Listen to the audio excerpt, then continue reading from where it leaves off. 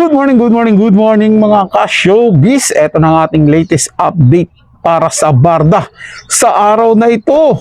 Yun naman pala, David Licauco, ito yung misteryo sa sinabi niyang sakto lang. Tara't pag-usapan at bigyan ng comment at reaction sa araw na ito. Pero bago po tayo magpatuloy, maraming salamat po sa inyo mga ka-showbiz at mga kapwa-Barda fans ko dyan sa pananatili at panunood, pagtangkilik dito sa ating channel. Kaya naman kung hindi ka pa nakapag-subscribe dito sa ating channel, ano pang hinihintay mo? Mag-subscribe na at i-hit ang notification bell para laging mauna ka sa mga bagong balitang showbiz. Panoorin at pakinggan ang buong detalye at ikaw na ang humusga. Chika Test Today. Makailan sa isang interview, natanong si David Licauco kung na-inlove ba siya sa kanyang katrabaho. Ang simpleng sagot niya ay, sakto lang. Isang maikling tugon, ngunit sapat na para magpaalab ng kilig, at haka-haka sa mga tagahanga ng tambalang Barda, Barbie Forteza at David Licauco. You're not guilty na in love sa katrabaho. Sakto lang. Sakto lang. Ang sagot na, sakto lang. Sa unang tingin, tila neutral ang sagot ni David, hindi diretsong oo, hindi rin malinaw na hindi. Ngunit para sa mga fans, ang ganitong klase ng safe answer ay nagbubukas ng mas malalim na interpretasyon. Mystery factor, ang pagiging sakto lang ay nag-iiwan ng puwang para sa imahinasyon ng mga tagahanga.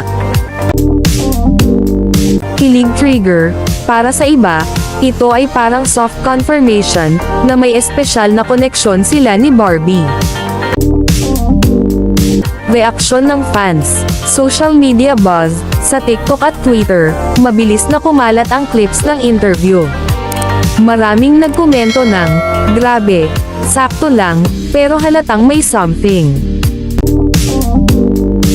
Speculations, may mga nagsasabing baka ayaw lang ni David maging sobrang prangka, para protektahan ang kanilang privacy. Fan theories, ang ilan ay naniniwalang ang, sakto lang, ay code para sa secret affection, na hindi pa nila kayang i-reveal sa publiko.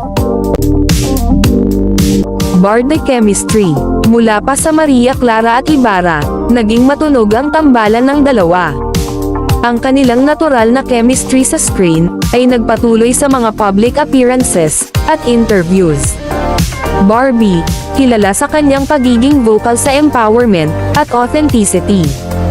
David, mas reserved, ngunit ang mga simpleng pahayag niya, ay nagiging headline material. Conclusion, ang isang simpleng, sakto lang, ay naging kilig bomb para sa fandom. Sa halip na mawala ang interes, lalo itong nagpasigla ng usapan, at nagpatibay sa Barda fever. Para sa mga tagahanga, sapat na ang ganitong sagot para manatiling umaasa, nag-aabang, at patuloy na nagtataguyod ng tambalan, na nagbigay ng bagong kulay sa teleserye, at sa kanilang mga puso.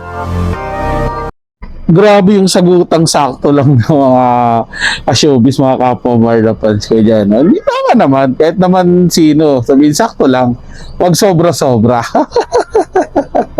Grabe, parang ano talaga, meron talagang ano, itinira muna eh. Hindi, sakto lang muna. Pwede naman yun, sakto lang, wag na natin ibigay lahat, di ba? Tsaka na pagka aamin na kami dalawa ni Barbie. Parang gano'n siguro mga showbiz, mga kapwa-Barda fans ko dyan, no? Yung iniisip ni David Licauco. Well, kung ano man yun, kung ano man yun talagang gusto niyang iparating doon sa sakto lang, na kung na-inlove siya sa mga naging ka-lady niya, eh, talagang misteryo.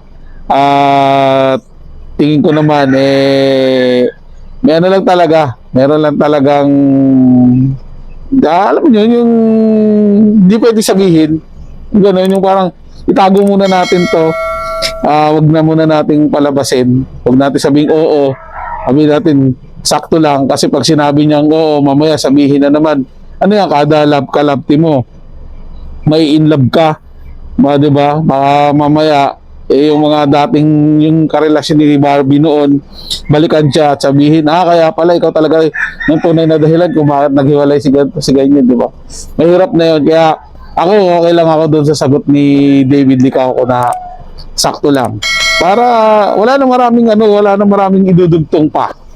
'Di ba? Pag sinabi mo kasing hindi rin, meron kang idininay. Mamaya masaktan din yung taong 'di ba? Mamaya saktan si Barbie. Oh, issue. 'Di ba? Pag sinabi mo namang oo, yun nga, baka palakihin lang. Kung ito ginawa niyang sagot sakto lang, 'di ba? Wala nang maraming dagdag katanungan pa. Pero nahiwagaan yung mga tao.